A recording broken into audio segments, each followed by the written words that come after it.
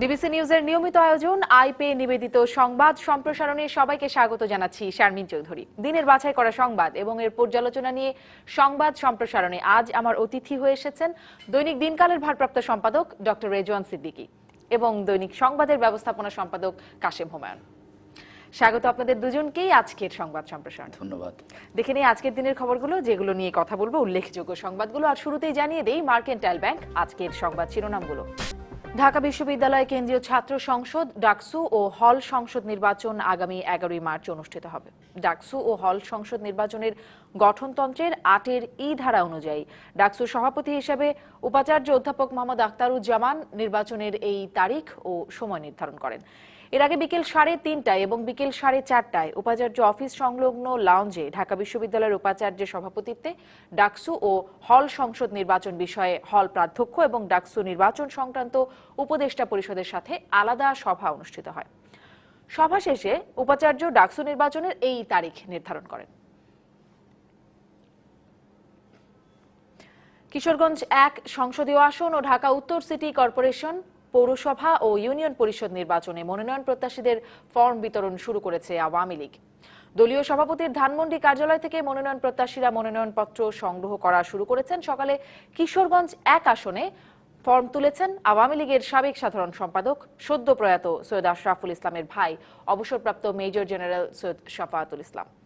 এছাড়া জেলা আওয়ামী লীগের যুগ্ম সাধারণ সম্পাদক শাহ আজিজুল হক ও জেলা বঙ্গবন্ধু পরিষদের উপদেষ্টা রাশেদ আহমেদ তুহিনের পক্ষে স্বজন ও নেতাকর্মীরা ফর্ম তোলেন। এদিকে ঢাকা উত্তর সিটির মেয়র পদের উপনির্বাচনের জন্য ব্যবসায়ী নেতা আতিকুল ইসলাম ও মানবিক ঢাকার প্রতিষ্ঠাতা চেয়ারম্যান আদম তমিজি হকের পক্ষে তাদের প্রতিনিধিরা মনোনয়ন ফর্ম সংগ্রহ করেন। 25শে জানুয়ারি বিকেল 5টা পর্যন্ত মনোনয়ন ফর্ম সংগ্রহ ও জমা দেওয়া যাবে। স্বাস্থ্য অধিদপ্তরে 23 কর্মকর্তা কর্মচারীর বিরুদ্ধে ব্যবস্থা নিতে স্বাস্থ্য মন্ত্রণালয়ে চিঠি দিয়েছে দুর্নীতি দমন কমিশন। স্বাস্থ্য ও পরিবার কল্যাণ মন্ত্রণালয়ের স্বাস্থ্য সেবা বিভাগের সচিবের কাছে এই চিঠি পাঠানো হয়েছে। 23 কর্মকর্তারা হলেন স্বাস্থ্য অধিদপ্তরের পরিচালকের কার্যালয়ের সহকারী প্রধান মীর রায়হান আলী, প্রশাসনিক কর্মকর্তা ফারুক হাসান, প্রধান সহকারী আশরাফুল ইসলাম ও সাজেদুল করিম, উচ্চমান সহকারী তৈয়বুর রহমান ও সাইফুল ইসলাম, চট্টগ্রাম স্বাস্থ্য অধিদপ্তরের পরিচালকের কার্যালয়ের প্রধান সহকারী ফয়জুর রহমান সহ অন্যান্যরা। দুদক ও স্বাস্থ্য মন্ত্রণালয় জানিয়েছে, স্বাস্থ্য অধিদপ্তরের দুর্নীতিবাজ 23 কর্মকর্তাকে চিহ্নিত করেছে দুদক। এসব কর্মকর্তার বিরুদ্ধে ব্যবস্থা নিতে চিঠি পাঠিয়েছে সংস্থাটি। ঘুষ গ্রহণ, অর্থ ও চাল আত্মসাতের অভিযোগে কিশোরগঞ্জ, গোপালগঞ্জ ও বরিশাল থেকে 3 জনকে আটক করেছে দুর্নীতি দমন কমিশন দুদক। বিশেষ অভিযানে তাদের আটক করা হয়। 10,000 টাকা ঘুষ নেয়ার সময় কিশোরগঞ্জে আটক হয়েছেন ভূমি অফিসের সার্ভেয়ার গিয়াসউদ্দিন। এদিকে 2,55,00,000 টাকা আত্মসাতের মামলায় গোপালগঞ্জের ভাটিয়াপাড়া শাখার সোনালী ব্যাংক কর্মকর্তা আখতার হোসেনকে গ্রেপ্তার করেছে দুদক। এছাড়া 5 মেট্রিক টন সরকারি চাল আত্মসাতের অভিযোগে বরিশাল সদরের চাঁদপুর ইউনিয়নের চেয়ারম্যান আমানুল্লাহকে গ্রেপ্তার করেছে দুদক। সকালে শহরের চৌমাথা এলাকা থেকে তাকে গ্রেপ্তার করা হয়।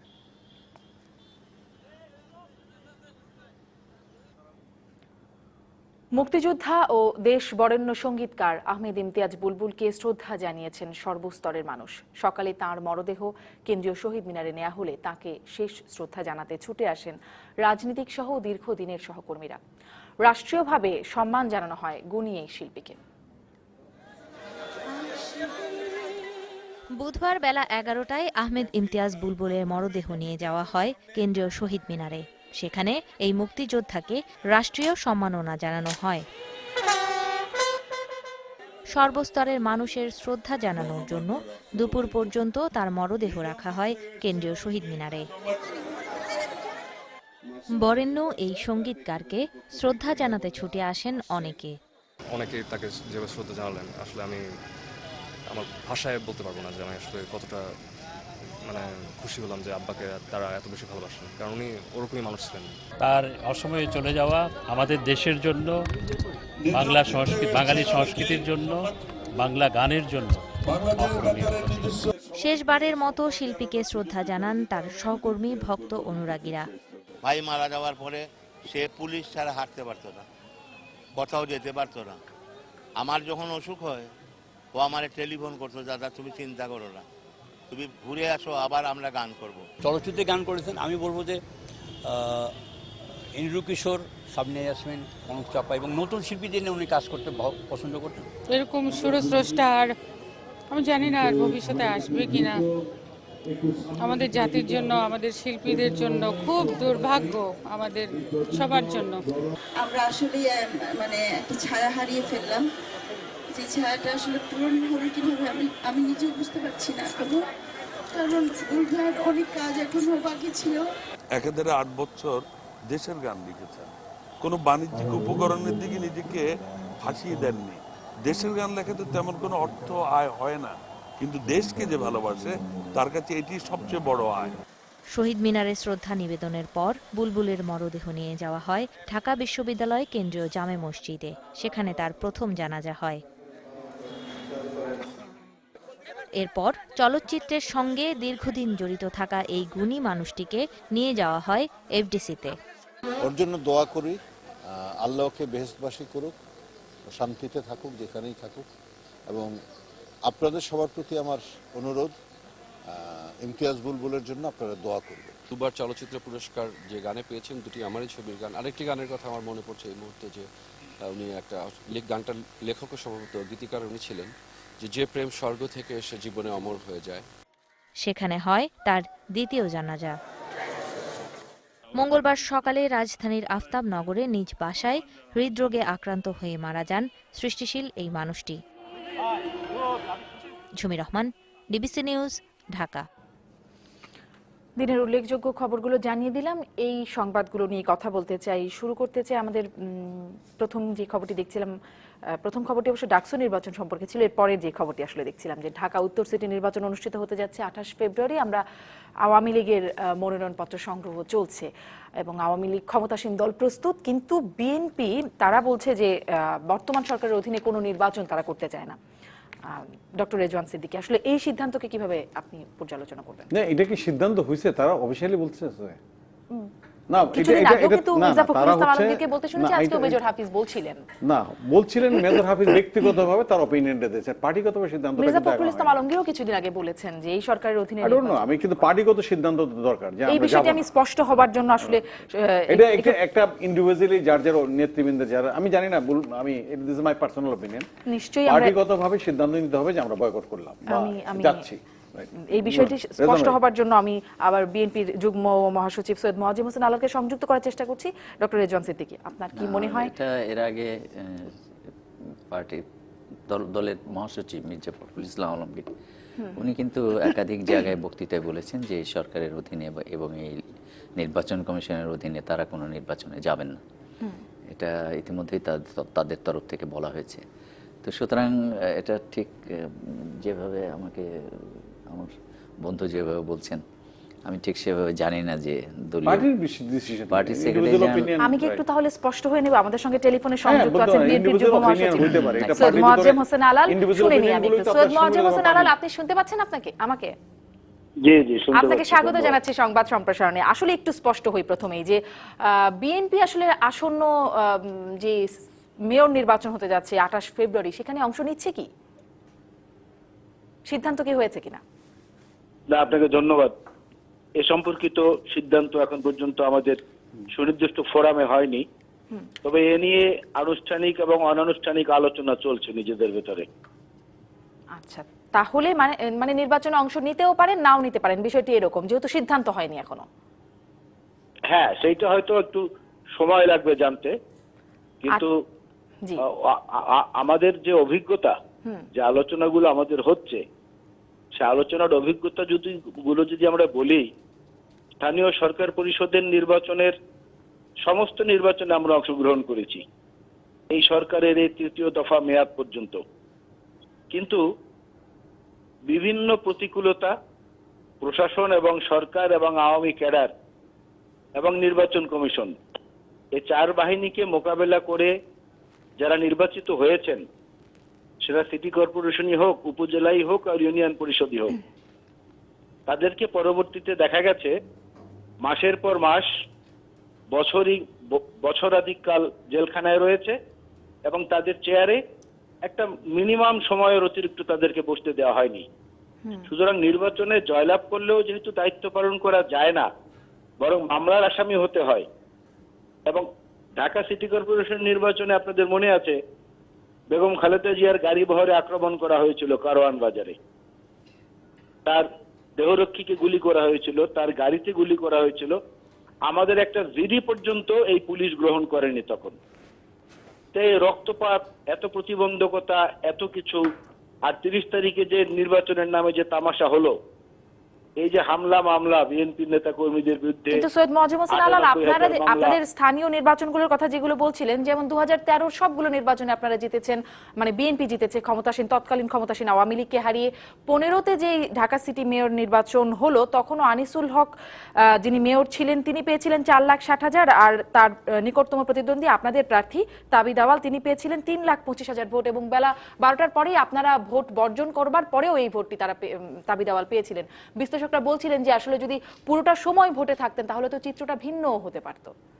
না, ঠিক আছে, বিশ্লেষকদের এই আলোচনার সঙ্গে যদি আমি দ্বিমত নাও করি, তারপরেও বলা যায় যে তাবিদ আউয়ালকে হয়তো 3 মাসের মধ্যেই কোনো ভৌতিক মামলায় কারাগারে নিয়ে স্থানীয় সরকার পরিষদ থেকে তাকে ওই পদ থেকে সরিয়ে দেওয়া হতো, এবং সেখানে আওয়ামী লীগের পরবর্তী কোনো নির্বাচিত কাউন্সিলরকে প্যানেল মেয়রের দায়িত্ব দেওয়া হতো। এরকম বহু উদাহরণ রয়েছে গত সরকারের আমলে। এই যখন বাস্তবতা বলে আপনারা মনে করছেন, তখন আসলে আপনারা মানে আপনাদের পরিকল্পনাটা কি, মানে বিকল্পই বা কি নির্বাচনে না যেয়ে, যদি এই সিদ্ধান্ত মানে এই বিষয়গুলো মাথায় রেখে কোনো সিদ্ধান্ত নেন, নির্বাচনে না যাওয়ার কি কোনো বিকল্প আছে?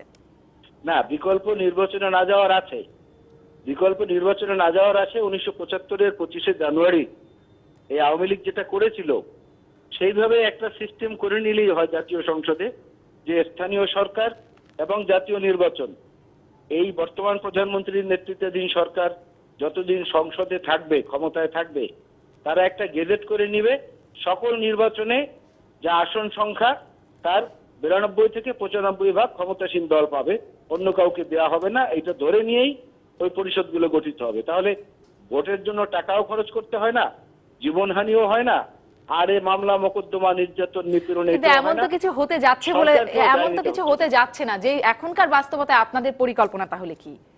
না, এমনটা হতে যাচ্ছে না, আপনি নিশ্চিত হলেন কি করে? মানে আমরা জানি না এখনো আর কি, সামনে তো নির্বাচন একদমই 28শে ফেব্রুয়ারি, বরঞ্চ তফসিল ঘোষণাও হয়ে গেছে, উপজেলা নির্বাচনও মার্চে হবে বলে আমরা জানি, মানে সেরকম কোনো প্রক্রিয়াই তো নেই। না, এখন না থাকুক, হতে তো পারে, কিন্তু আমরা এই নির্বাচনে কেন যাব যে নির্বাচনে বারবার বিএনপিকে ল্যাবরেটরিতে নিয়ে গিনিপিগের মতো কেটে ছিঁড়ে পরীক্ষা করা হবে, গবেষণা করা হবে, আর বিশ্লেষকরা তার উপরে মন্তব্য করবেন।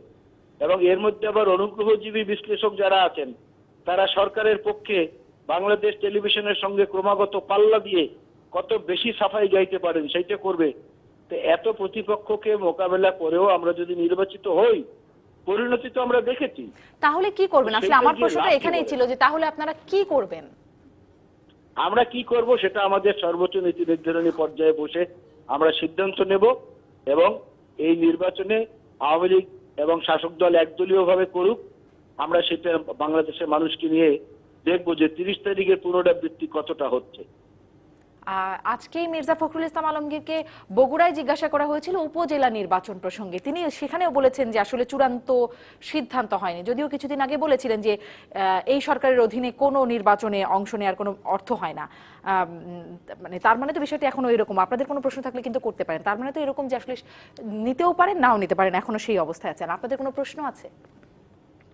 না, উনি তো ওনার ব্যক্তিগত মতামত বলেন, দলের অবস্থান তো নির্ভর করছে আপনার ইয়ের উপরে, সার্বিক সিদ্ধান্ত। উনি তার মতামত, অন্যদের মতামত চূড়ান্ত সিদ্ধান্ত দলীয়ভাবে হয়নি, এটি স্পষ্ট। না, এটি স্পষ্ট। উনি তো বলেছেন যে এটা আনুষ্ঠানিক কোনো ডিসিশন নাই, তবে কি কারণে এটা ওনারা এই সিদ্ধান্তগুলো নেওয়ার পক্ষে যাচ্ছেন সেগুলো বিশ্লেষণ করেছেন। আমি আরেকটা প্রশ্ন তাহলে সৈয়দ মওজুম হোসেন আলালকে করে তারপরে আমি আলোচনায় আবার আসতে চাই। সৈয়দ মওজুম হোসেন আলাল, আজকে মির্জা ফখরুল ইসলাম আলমগীর আপনাদের দলের মহাসচিব, তিনি বগুড়ায় বলছেন যে গণ আন্দোলন শুরু করতে হবে, বগুড়া থেকেই সেই গণ আন্দোলনের শুরু হবে বলে তিনি আহ্বান জানাচ্ছেন।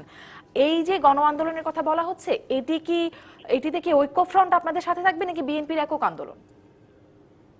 দেখুন, আসলে তো বিএনপির সাংগঠনিক যে বিস্তৃতি এবং বিএনপির সাধারণ মানুষের মধ্যে যে সমর্থন, সেটাকে যদি আমরা শক্তি হিসেবে ধরি, তাহলে ঐক্যফ্রন্ট বলেন কিংবা 20 দলীয় জোট বলেন, এর মধ্যে সবচেয়ে বেশি জনসমর্থন ভিত্তিক এবং নেতাকর্মী ভিত্তিক শক্তিটা হচ্ছে বিএনপি। নিঃসন্দেহে তো বিএনপি ইচ্ছে করলে এককভাবেও এই প্রস্তুতি নিতে পারে, আবার বন্ধুদেরকে সাথে নিয়েও নিতে পারে।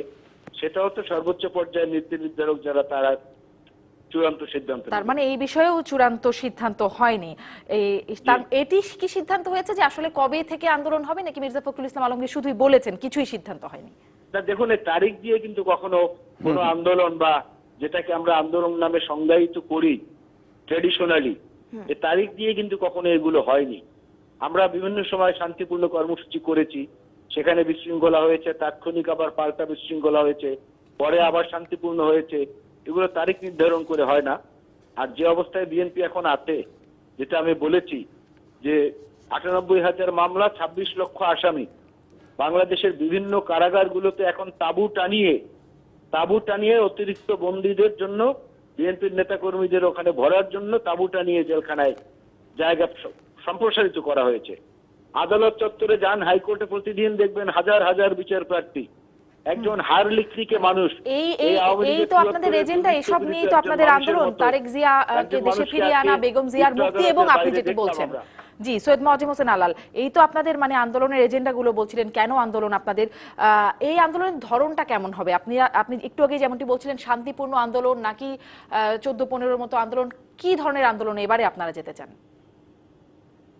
আমরা এই মুহূর্তে আমাদের নেতাকর্মী যারা আছেন, যারা নিপীড়িত, নির্যাতিত, আশ্রয়হারা, পরিবারের কাছে বোঝা, পুলিশের কাছে ফেরারি, সন্তানের কাছে অচেনা, এই ধরনের লক্ষ লক্ষ নেতাকর্মী আমাদের রয়েছে কারাগারে এবং কারাগারের বাইরে। তাদেরকে পুনর্বাসনের ব্যবস্থা করা, তাদের পাশে দাঁড়ানো এবং সাধারণ মানুষকে বোঝানো যে আপনাদের অধিকার হরণ করা হয়েছে, ক্ষতিগ্রস্ত আমরা শারীরিক, মানসিক, অর্থনৈতিকভাবে হয়েছি, কিন্তু দেশের গণতন্ত্রের উপরে যে বিশাল ক্ষত সৃষ্টি করা হয়েছে, এই ক্ষত সারিয়ে তোলার দায়িত্ব কিন্তু বাংলাদেশের মানুষের। ওটাও কিন্তু আন্দোলনের একটা পর্যায়। সুতরাং এরকম ধাপে ধাপে করে আমরা যাব এবং পরিস্থিতি অনুযায়ী সেটা বিবেচনা করা হবে। আচ্ছা, এই প্রসঙ্গটি তো জানতে চাইবো। আর একটা কথা শুধুমাত্র জেনে নিই যে আজকে মির্জা ফখরুলের এই গণ আন্দোলনের ডাক প্রসঙ্গে ওবায়দুল কাদের বলছেন যে মির্জা ফখরুলের ডাকে আন্দোলনে জনগণ সাড়া দেবে, এটা দুঃস্বপ্ন। এই বিষয়ে আপনি কিছু বলবেন? না, যারা ওবায়দুল কাদের সাহেব তো মজার মজার কথা বলেন মাঝে মাঝে, এই যে কাউয়া, তারপরে অন্যান্য কিছু, এগুলো তো আমরা ওনার মুখ থেকেই শুনেছি। আবার গতকালকেও শুনেছি উনি বলেছেন শিল্পী জয়নুল আবেদিনের কি কাদায় আটকে পড়া গরুর গাড়ির মতো বিএনপির অবস্থা। আর আমি দেখছি ব্যক্তিগতভাবে যে আওয়ামী লীগের অবস্থাটা হচ্ছে একটা রক্তিম সূর্যের মতো, যেটা অস্তগামী। বাংলাদেশে খুব বেশি দিন সেদিন দূরে নয়, nobody will run for a setting সান। আওয়ামী লীগের অবস্থাটাই অস্তাচলগামী। অসংখ্য ধন্যবাদ, আপনার বক্তব্য মনে হয় স্পষ্ট। সৈয়দ মজিম হোসেন আলাল, ধন্যবাদ আপনাকে আমাদের সঙ্গে সংযুক্ত হয়ে আপনি সময় দিয়েছেন। ধন্যবাদ সৈয়দ মজিম হোসেন আলাল।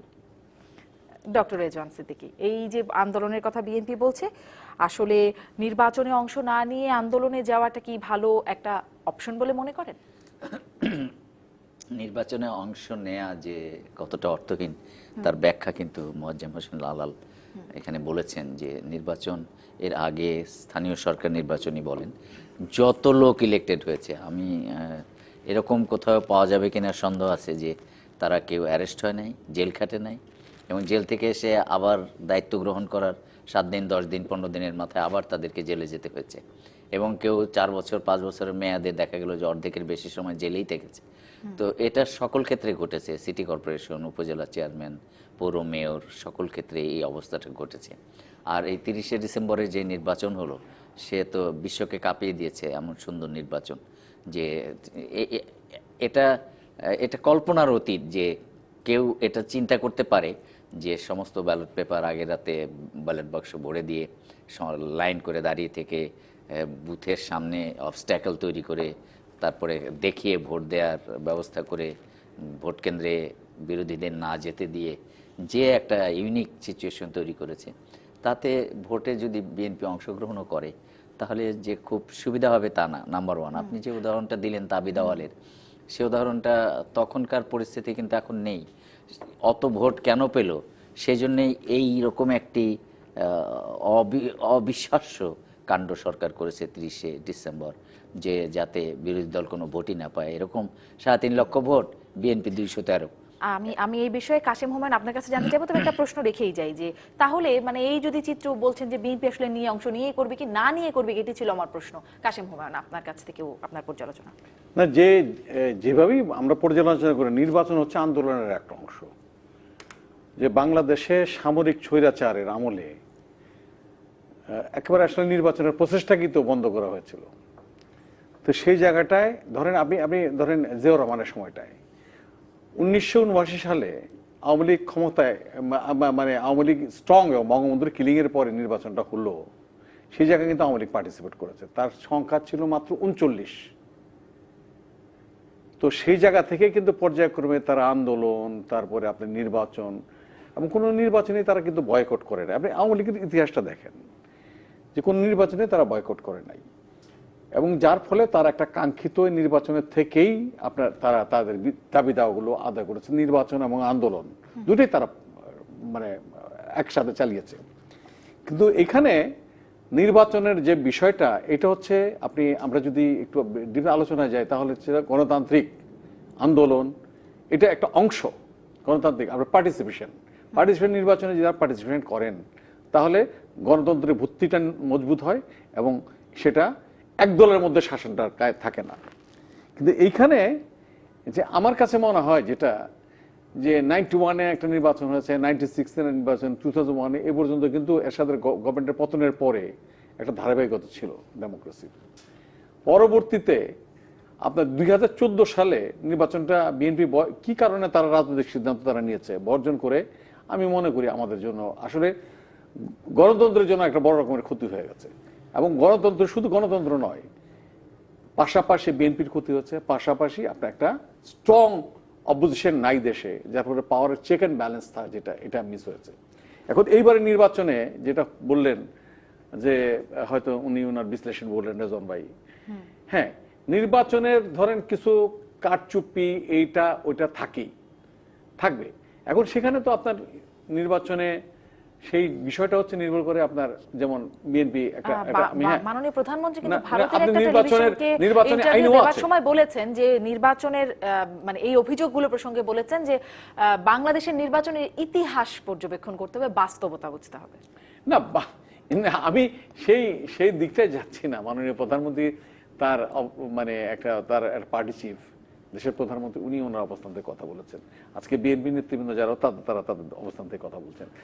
তা আমি একটু বিশ্লেষণে যাই, আমি সেটা মনে হচ্ছে যে আপনি নির্বাচনে না গিয়ে আসলে গণতন্ত্রের জন্য যে বড় রকমের একটা ধাক্কা খাবে। আমাদের প্রবলেমটা কোথায় হচ্ছে যে সবাই কিন্তু উইন উইন সিচুয়েশনে থাকতে চাই আমরা। তো উইন উইন সিচুয়েশন থেকে কিন্তু যদি নির্বাচনে যান, তাহলে আমাকে জিততেই হবে, আমাকে হারা চলবে না, এইরকম একটা সিচুয়েশন থাকলে কিন্তু আসলে শুধু আপনার ডেমোক্রেসি তো বড় রকমের ক্ষতি হবেই, আর বড় ক্ষতি হচ্ছে দেশেরও একটা বড় রকমের ক্ষতি হবে স্ট্রং অপোজিশন না থাকার কারণে। বিকল্প কি, এটা শুনে একটা বিরতিতে যেতে চাই ডক্টর রেজওয়ান। না, বিকল্প ধরেন যে যা হয় সাধারণত যা হয়, যা আমি আমার ব্যক্তিগত অভিজ্ঞতা আমি দেখেছি যে 1969 থেকে ধরেন যে বিকল্প যা হয়, কেউ কোনোদিন চিন্তা করে না যে আইয়ুব খান সরকারের পতন হবে, কিন্তু বিকল্প হয়েছে যে আইয়ুব খান সরকারের পতন হয়েছে গণ অভ্যুত্থানের মাধ্যমে। তো সুতরাং এটা কেউ এই ধরনের চিন্তা কারো মাথার মধ্যে আসে নাই। এমনকি এরশাদকে যে ক্ষমতাচ্যুত করা সম্ভব, সেটাও কিন্তু এই দনমন, এই এক দল এরশাদের সঙ্গে এই আছে, আরেক দল এরশাদের সঙ্গে নাই, এদের যে এই টানাপোড়েনে দেখা গেলো ছাত্র সংগঠনগুলো তারা একত্রিত হয়ে রাজনৈতিক, তাদের যে মাদার রাজনৈতিক অর্গানাইজেশন, তাদেরকে বাধ্য করলো একযোগে এরশাদের বিরুদ্ধে আন্দোলন করতে, এবং এরশাদের পতন হলো। তো সুতরাং কোন সময় কোন প্রেক্ষাপটে যে এই অবস্থাটা তৈরি হবে, মানে এই বিকল্পটা তৈরি হবে, তা সুনির্দিষ্ট করে বলা যাবে না। যেটা আলাল ঠিকই বলেছেন যে দিন তারিখ দিয়ে এটা হবে না, এটা পরিবেশ পরিস্থিতির কারণে হবে। হয়তো খুব তুচ্ছ কোনো ঘটনাকে কেন্দ্র করে এ ধরনের গণ অভ্যুত্থান এখানে সৃষ্টি হতে পারে। সুতরাং সামনে কোনো তুচ্ছ ঘটনা ঘটবে এবং তার প্রেক্ষিতে গণ অভ্যুত্থান, না, আপনি তো আমাকে অঙ্কের মতো জিজ্ঞেস করছেন, আমি ঠিক অঙ্ক করে বলতে পারবো না।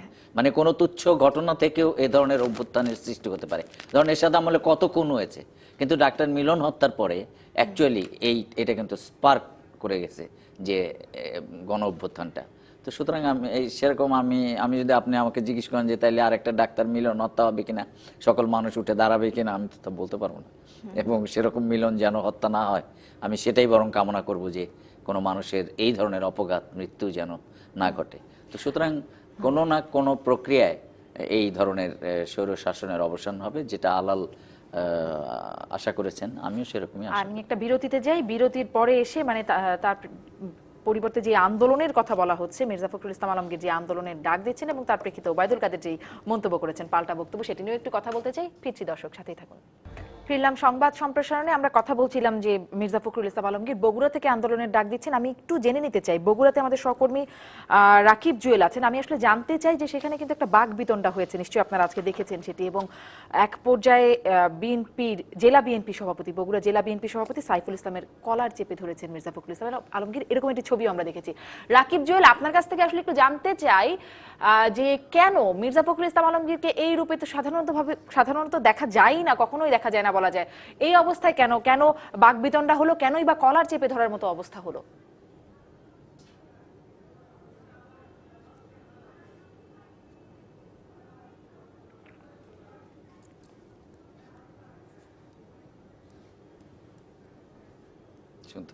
ধন্যবাদ। আসলে আজকে যে ঘটনাটি ঘটেছে, আমরা গণমাধ্যম কর্মীরা ছিলাম সভাস্থলে, অর্থাৎ সেটি ছিল সাততলায় ওঠার সময় কিন্তু এই ঘটনা ঘটেছে বলে আমরা পরবর্তী সময়ে জানতে পেরেছি। এবং সবশেষ বিএনপির পক্ষ থেকে একটি প্রেস রিলিজ দেওয়া হয়েছে, যেটি আমাদের কাছে সংবাদ পৌঁছেছে তারা, এবং সভাপতি এবং জেলা বিএনপির সভাপতি এবং সাধারণ সম্পাদকের সঙ্গেও আমাদের কথা হয়েছে যে লিফটে ওঠার সময় এই সভাস্থল এবং সভা কেন্দ্রিক বিষয়াদি নিয়ে, সাংগঠনিক বিষয়াদি নিয়ে সভাপতি এবং সাধারণ সম্পাদকের মধ্যে বাকবিতণ্ডা এবং উত্তপ্ত বাক্য বিনিময়ের যে ঘটনা ঘটেছে, এবং সেই সময় মির্জা ফখরুল ইসলাম তাদেরকে দমনের চেষ্টা করছিলেন, এটি জেলা বিএনপির পক্ষ থেকে আমাদেরকে সবশেষ জানানো হয়েছে। আমি যদি একটু বলি যে একই রকম ঘটনার কিন্তু আমরা দেখেছি গেল মাসে জাতীয় নির্বাচনের আগে ডিসেম্বরের 14 তারিখে যখন মির্জা ফখরুল ইসলাম আলমগীর তার প্রথম নির্বাচনী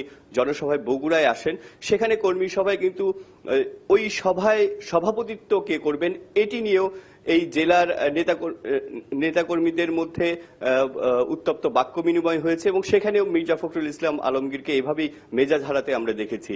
আর আজকের যে ঘটনা সেটি হচ্ছে যে জেলা বিএনপির সভাপতি তিনি বলছেন যে তিনি ছিলেন না, তিনি ছিলেন ঢাকায়, আজকে সভায় তার উপস্থিত থাকবার কথা ছিল না, এবং তাৎক্ষণিকভাবে এবং অল্প বিনা নোটিসে তিনি সভায় উপস্থিত হয়ে মানে সাধারণ সম্পাদক যিনি রয়েছেন জয়নাল আবেদিন চান, তার সঙ্গে তার যে ঝামেলাটি হয় সেটি দমনের জন্য মির্জা ফখরুল ইসলাম আলমগীর তাদের দুজনের মাঝামাঝি অবস্থান করছিলেন। এবং জেলা বিএনপি দাবি করছে যে সেই লিফটের মধ্যে যে ঘটনা, সেই ঘটনার খণ্ডিত চিত্র বিভিন্ন গণমাধ্যমে প্রচার করা হয়েছে এবং তা অন্যভাবে উপস্থাপন করা হয়েছে। সবশেষ এই ছিল আমার কাছে। ধন্যবাদ আপনাকে। মানে আসলে মির্জা ফখরুল ইসলাম আলমগীরের সাথে কিছু হয়নি, সভাপতি এবং সাধারণ সম্পাদক। ধন্যবাদ রাকিব জুয়েল, আবারও আপনাকে আমাদের সঙ্গে যুক্ত হয়ে মোটামুটি স্পষ্ট করবার জন্য। মানে ভেতরে ভেতরে তৃণমূলে বিভিন্ন সময় বিভিন্ন রকম মানে নিজেদের মধ্যে গন্ডগোল থেকেই থাকে, সব দলের মধ্যেই থাকে। বিএনপির মধ্যে এখন যেটি, এটা একটা ছোট্ট নমুনা হলেও এমনিতেও দলের মধ্যে অনেক সময় আমরা অনেক অনৈক্যের কথা জেনেছি ডক্টর রেজওয়ান সিদ্দিকী। সেই অবস্থায় আসলে আন্দোলনে যাবার মতো অবস্থায় বিএনপি কি আছে? এইটুক ঘটনাকে কেন্দ্র করে এটি একটি তুচ্ছ ঘটনা বলতেই পারি, ছোট গন্ডগোল সব দলে কেন্দ্র করে যদি মনে করি যে বিএনপি কোনো আন্দোলনে যেতে পারবে না, আবার আন্দোলনে যেতে পারবে না এটাও যদি কেউ জোর দিয়ে বলে, সেটার মধ্যে অসত্যতা নেই। কারণ দেখেন, প্রায় সেই 60-70 লক্ষ লোকের বিরুদ্ধে মামলা দেওয়া হয়েছে, এবং আলাল যেটা বললেন সেটা কিন্তু সত্য। কারাগারের ভেতরে আপনার তাঁবুটা নিয়ে সেখানে কয়েদিদের, বন্দীদের রাখা হচ্ছে, রাজনৈতিক বন্দীদের। তো এই যখন পরিস্থিতি, তখন যে হারে পাইকারি হারে যদি আরো গ্রেপ্তার এবং আরো যদি কারাগারকে ভরে ফেলা হয়, তাহলে সেখানে আন্দোলন খুব বেগবান করে তোলা খুব সহজ হয় না। কিন্তু এর যে অন্য পরিণতি হয়, তখন এর একটা, যখন আপনার দেয়ালে পিঠ থেকে, তখন বিড়ালও জোরে আক্রমণ করার চেষ্টা করে, হিংস্র হয়ে ওঠে। সুতরাং মানুষকে যেন, সরকারের উচিত মানুষকে যেন অতটা হিংস্র করে না তোলে, যাতে মানুষের পিঠ দেয়ালে আটকে থাকে এবং সে কোনোই প্রতিবাদ করবে না। একটু প্রসঙ্গ পরিবর্তন করব কিনা, ডাকসু নির্বাচন নিয়ে একটু কথা বলতে চাই আপনাদের সাথে। মানে আমরা নির্বাচন আমি রেজওয়ান ভাইয়ের সাথে একটু অ্যাড করি, সেটা হচ্ছে যে নির্বাচন তো জয় পরাজয় আছে। এখন কি কারণে পরাজয়িত হলো বিএনপি বা ঐক্যফ্রন্ট, আসলে গ্রাসরুট লেভেল থেকে যদি এই অপিনিয়নগুলো আসে যে একটা বর্ধিত সভা হয় পার্টির, হ্যাঁ, তাহলে কিন্তু দেখবেন যে অনেক জিনিস পরিষ্কার হয়ে যায়। আর যদি পার্টির হাইস্ট লেভেলে যদি স্কোপ না থাকে কথাবার্তা বলার, তাহলে কিন্তু এই ধরেন এইরকম মিসআন্ডারস্ট্যান্ডিং, অনেকেই কিন্তু স্থায়ী কমিটি সবার পদত্যাগ চাইছেন। এই না এগুলি আপনাকে ওপেন করতে হবে, যে কথা বলতে হবে, কথা বলার সুযোগ দিতে হবে। এখন আমি যেটা মনে করি তৃণমূল পর্যায়ে বিএনপিকে তৃণমূল পর্যায়ের থেকে আসে না ডিস্ট্রিক্ট লেভেলের প্রেসিডেন্ট সেক্রেটারি যে একটা বর্ধিত সভা করে, তারা কিন্তু চুলচেলা ফিল্ড লেভেলের ইনফরমেশন পেতে পারে যে মাঠ পর্যায়ের নেতৃবৃন্দ কি ভাবছেন। এটা আমি একটু বলি যে ইলেকশন হলে না ইলেকশন নিয়ে আপনি কথা বলবেন, বাংলাদেশে কোনো নির্বাচনই হয়নি, যে যা হয়েছে তার নাম নির্বাচন নয়। এবং সেটা ধরেন আমি অনেক তথ্য প্রমাণ নিয়ে আসছিলাম আজকে যে কেন নির্বাচন নয়, তো সেখানে আলোচনাটা যেহেতু ছিল না, সেই জন্য আপনি ধরেন নির্বাচন যে নয় সেটা নির্বাচন, এটা প্রমাণ করার জন্য সার্ক মানবাধিকার ফাউন্ডেশন বলে এক অর্গানাইজেশন নিয়ে আসলেন। তার অফিসে দেখেন পরিস্থিতি, তার অফিসে গিয়ে যাকে উনি দেখালেন, কানাডিয়ান ভদ্রমহিলা একজন, তিনি এখন রয়টারকে বলেছেন যে আমার এখানে যাওয়াই ভুল হয়েছে এবং কোনো সুষ্ঠু নির্বাচন হয়নি, এবং এখানে যাওয়ার জন্য এবং আমি যে কথা বলেছি যে নির্বাচন ভালো হয়েছে সেই জন্য আমি অনুতপ্ত, আমার এখানে যাওয়াটা ঠিক হয়নি। আমি এটাকে ফান হিসাবে নিয়েছিলাম যে একটু বাংলাদেশ ঘুরে আসি। তো এদেরকে আপনি অবজারভার, কোথায় এসেছে এই তো রয়টারের প্রতিবেদন, আজকে দিনকালে লিড, এবং সেটা যুগান্তরের ব্যাক পেজেও ছাপা হয়েছে, আর অন্য কাগজে আমি খেয়াল করি নাই। তো সুতরাং এই যে এক একটা অবস্থা, এবং যে অফিস তার এর সঙ্গে সার্কের কোনো সম্পর্ক নাই, এই অফিস ধুলোমণি। দেখছিলাম যে বিভিন্ন দেশ বা সরকার প্রধান থেকে এই নির্বাচন বা জয়ীকে স্বাগত জানানো হচ্ছে, অভিনন্দন জানানো হচ্ছে, মানে দুই রকম চিত্র। নির্বাচন খুব ভালো হয়েছে এরকম কথা কেউ বলেনি। ইভেন ইন্ডিয়ান গভর্নমেন্ট, আমাদেরকে বিরতিতে যেতে হবে, ইন্ডিয়ান অ্যানালিস্টরা বলছেন যে ইন্ডিয়ান গভর্নমেন্ট স্বাগত জানিয়েছে, অভিনন্দন জানিয়েছে, কিন্তু বলেনি যে নির্বাচন খুব যত ভালো নির্বাচন হয়েছে, গণতন্ত্র সুস্থির হয়েছে। একটা বিরতিতে যেতেই হবে এখন ডক্টর রেজান সিদ্দিকী, বিরতির পরে ফিরছি, দর্শক থাকুন সাথেই। ফিরলাম সংবাদ সম্প্রসারণে, দেখে নিই অনলাইনে সবশেষ কি খবর আছে bdnews24.com। ডাকসু নির্বাচন 11ই মার্চ, এটা নিয়ে আমরা বিরতির আগেও একটু কথা বলার চেষ্টা শুরু করেছিলাম কিন্তু সেটি পারিনি। 28 বছর পর অবশেষে নির্বাচনটি হতে যাচ্ছে, ডক্টর রেজান সিদ্দিকী। না, এটা ডাকসু নির্বাচন যদিও আদালতের নির্দেশে হচ্ছে, তারপরেও আমি এই নির্বাচন যে হচ্ছে এই জন্য আমি সংশ্লিষ্টদের অভিনন্দন জানাই, এবং এই নির্বাচন হওয়াটা খুবই জরুরি। এবং শুধু এই মার্চে যে হচ্ছে তাই না, প্রতি বছর ইলেকশন হয়, ডাকসু প্রতি বছরই জরুরি। এবং এটা হয়নি বলে সারা দেশে কোনো ছাত্র সংগঠনের, ছাত্র ইউনিয়নের নির্বাচন হয়নি বলে দেশে ছাত্র রাজনীতি বলে কিছু নেই, এবং ছাত্র রাজনীতি মানে চাঁদাবাজি, মাস্তানি, ডাকাতি, খুন খারাপি এইসবে পৌঁছে গেছে। কিন্তু ছাত্র থেকে নতুন নেতৃত্ব তৈরি হয়নি। নতুন নেতৃত্ব তৈরি করার জন্য দেশে এই ছাত্র সংগঠনগুলো নির্বাচন খুব জরুরি। কাশেম হুমায়ুন, যে আসলে রেজামে তো অনেকগুলো কথা বলেছেন, তা আমার দেখা মতে যে আমি বেসিক রিপোর্টার ছিলাম, তো গণতান্ত্রিকভাবে নির্বাচিত সরকার 91-এ তারা কিন্তু জনগণের ভোটে নির্বাচিত হয়ে জাতীয় নির্বাচনটা বন্ধ করলেন, এবং পর্যায়ক্রমে 28 বছর বন্ধ রইল। আজকে কোর্টের নির্দেশে কিন্তু সেটা চালু হলো।